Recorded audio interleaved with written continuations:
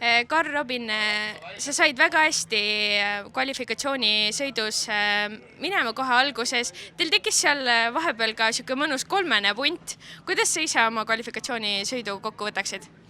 No ütleme niimoodi, et potentsiaali oli ikka palju rohkem, et stardis kolmandana minema saades sai kohe hea hooga minema ja leidsin ka enda rütmi üles, käed ei läinud täis ja jaks oli väga hea. Aga siis tuli üks viga sisse ühes kurvis, et vaba käigule läks ja sellega ma jäin kinni, kaotasin seal kuskil 15 sekundi kanti ja kokkuvõttes 4. siis. Kas seda potentsiaali sa kavatsed siis homsel võistlussõidul kasutada? Eks jah, algselt tulime me siia ikkagi kogemuse pärast, aga potentsiaali on ja ma arvan, et me anname homme endast kõik parima. Kuidas sulle rada meeldis? Rada on väga äge, aga üsna ohtlikuks läks ära lõpus, et hüppenukid olid hästi erinevatel tasanditel ja viskas hästi viltu kõik ja need olid ohtlikud, aga muidu oli väga äge. Ma just vaatasin et kui kvaadid hüppasid, siis mõned maandumised olid ikka nagu väga risti viskas kuidagi, et väga siuke ohtlik värk.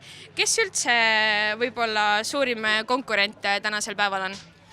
Ma arvan, et ütleme niimoodi, et neid kiiremaid vendi ikka on, aga need, kelle vastu saaksin, ongi siis number 32, ma ei tea ta nime peaks, Hessenburg või midagi, ja siis on Granli.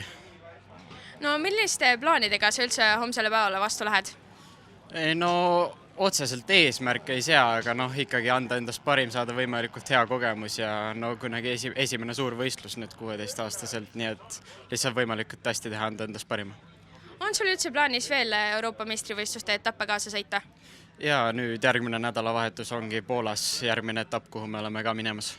Aga järgmine hooaeg võib-olla siis terve sari kaasa sõita?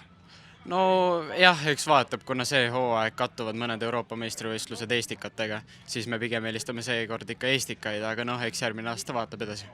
Aitäh ja soovime homseks edu! Aitäh!